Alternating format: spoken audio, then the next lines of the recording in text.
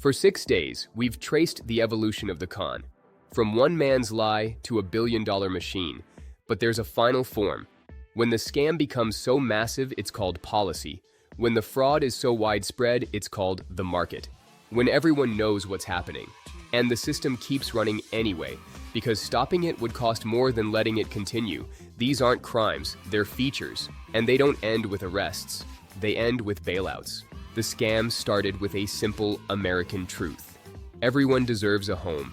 In the early 2000s, banks discovered they could profit from that dream, not by helping people buy houses, by selling the debt itself. Here's how it worked. A family walks into a mortgage office, bad credit, low income, no savings. 20 years ago, they'd be rejected. But now, the loan officer smiles. Subprime mortgage approved, adjustable rate, low payments for 2 years, then the rate jumps. But don't worry, housing prices only go up. You can refinance or sell. The family signs.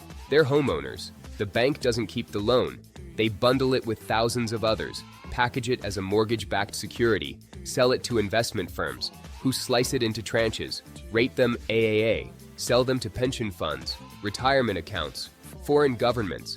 The original loan, the one that should never have been approved, is now scattered across the global financial system, and everyone's making money. The loan officer gets commission, the bank gets fees, the investment firms get bonuses, the rating agencies get paid for the ratings. By 2006, over 20% of new mortgages were subprime.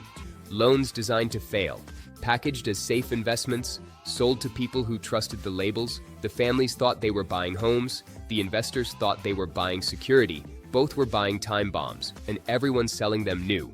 Lehman Brothers had survived the Civil War, 2 world wars, the Great Depression. In 2008, it died in a single weekend. But the death was years in the making, and management knew it was coming. Lehman was drowning in subprime mortgages. By 2007, they held billions in toxic assets. Properties nobody wanted, loans nobody could repay. Their balance sheet was a disaster. But their stock price stayed strong because of something called Repo 105. It was an accounting trick, not illegal, just deeply dishonest. Before each quarterly report, Lehman would temporarily sell assets, classify the transaction as a sale instead of a loan.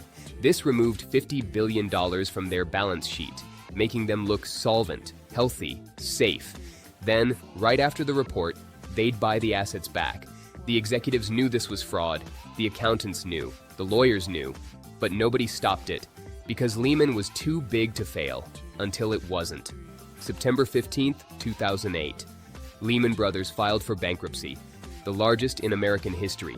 $600 billion in assets, gone.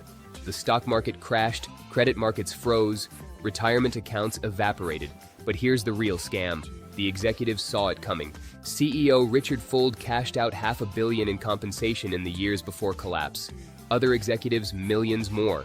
They liquidated stock, sold properties, moved money offshore, while telling employees and investors everything was fine. While pension funds kept buying Lehman bonds, while retirement accounts stayed invested. When it collapsed, 26,000 employees lost their jobs. Most lost their savings too. Fuld testified before Congress, claimed he didn't see it coming. He never faced charges, neither did any of the executives, because the system protects the system. Cambridge Analytica was a scandal. Facebook is a business model, and the business is you. Every click, every like, every second you scroll. Mark Zuckerberg understood this from the beginning. Facebook wasn't a social network, it was a behavior modification platform, launched in 2004. By 2010, it had 500 million users, all of them generating data. Who they talked to, what they liked, how long they looked at photos, what made them angry, what made them click. Facebook didn't just collect this data, they ran experiments with it. In 2012, they manipulated the news feeds of nearly 700,000 users, showed some people more positive content, others more negative, then measured how it affected their mood, their posting behavior. They called it research. They never asked permission. When it became public in 2014, Facebook apologized, then kept doing it, because the entire platform is the experiment. Every feed is personalized, every ad is targeted, every notification timed for maximum engagement. The algorithm learns what keeps you scrolling. Outrage works, fear works, envy works. So that's what it shows you. Not what's true, Not what's important, what keeps you watching. By 2018, Facebook had 2 billion users, 50 million hours of human attention every day, all of it monetized, sold to advertisers in 6-second increments. The Cambridge Analytica scandal broke. Congress held hearings. Zuckerberg testified, promised to do better. Facebook's stock dipped, then recovered, because nothing changed. The FTC fined them $5 billion. Facebook earned $22 billion that quarter. The fine was a rounding error. The surveillance continued. The manipulation continued. The extraction continued, because Facebook isn't a scam that got caught. It's a scam that became infrastructure. 3 billion users now, including you. You know they're harvesting your data. You know they're manipulating your emotions. You know they're selling your attention. And you keep scrolling. Because the scam isn't what they're doing to you. The scam is making you believe you ever had a choice. Robert and Linda from Nevada bought their dream home in 2005.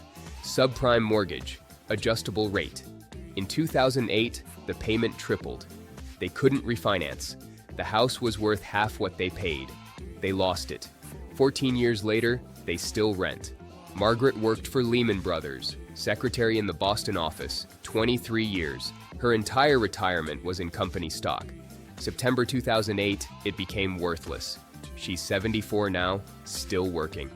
David checks Facebook every morning, sees news that makes him angry. Articles he knows are probably misleading. Friends posting things he disagrees with.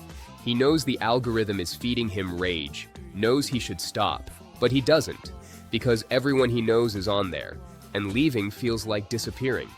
These aren't cautionary tales.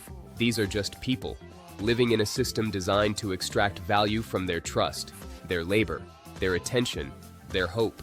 The scam isn't hidden anymore. It's just too big to escape. 7 days, 21 scams, 100 years of American fraud. We started with Charles Ponzi, one man, one scheme, a lie simple enough to explain in a sentence.